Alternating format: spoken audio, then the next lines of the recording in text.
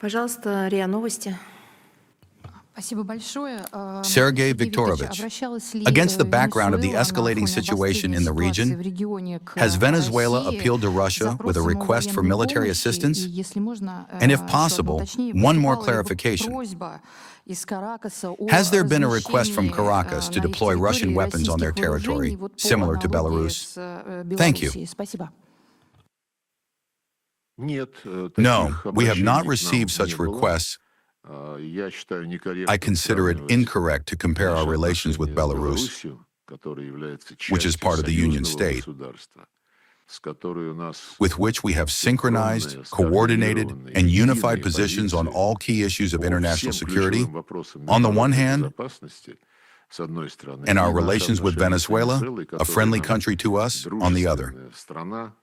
It is our strategic, comprehensive partner, and we have recently signed the corresponding treaty to that effect.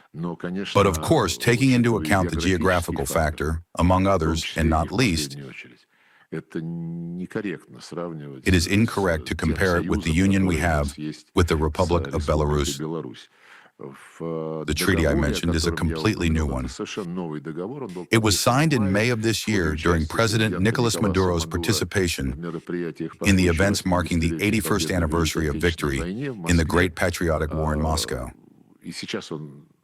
And it is now in the final stage of ratification. It is called the Treaty on Strategic Partnership and Cooperation. It states the need to continue our interaction in the field of security, including in the area of military technical cooperation. We are ready to act fully within the framework of the obligations that we have recorded on a mutual basis with our Venezuelan friends in this treaty. By the way, it has not yet entered into force. In Venezuela, the ratification procedures have been completed. We have literally only a few days left. Both chambers, the State Duma and the Federation Council, have already held the necessary hearings, so it is literally at the final stage. And we will, as I already said, strictly adhere to the obligations enshrined in it. But I cannot conclude my comment on Venezuela without mentioning our position on the unacceptability of the actions taken by the United States under the pretext of combating drug trafficking, destroying boats, which they claim are carrying narcotics, not only without trial or investigation, but without presenting any evidence to anyone whatsoever. This is not how law-abiding countries act, but how those who consider themselves above the law behave. And if we're going to talk about it,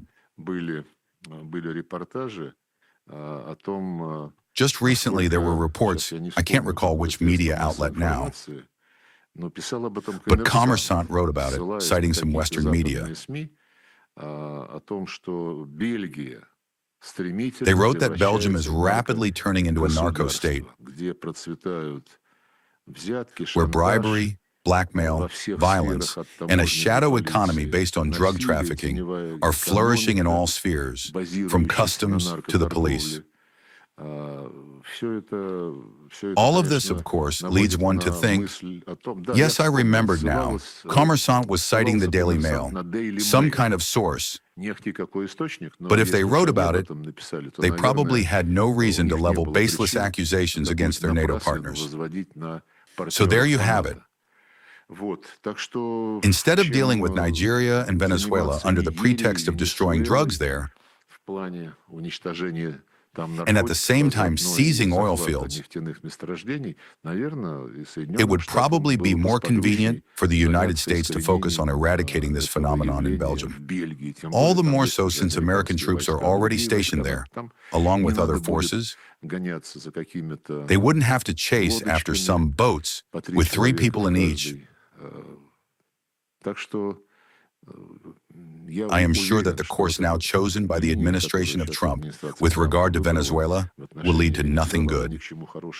It will not enhance Washington's reputation in the eyes of the international community.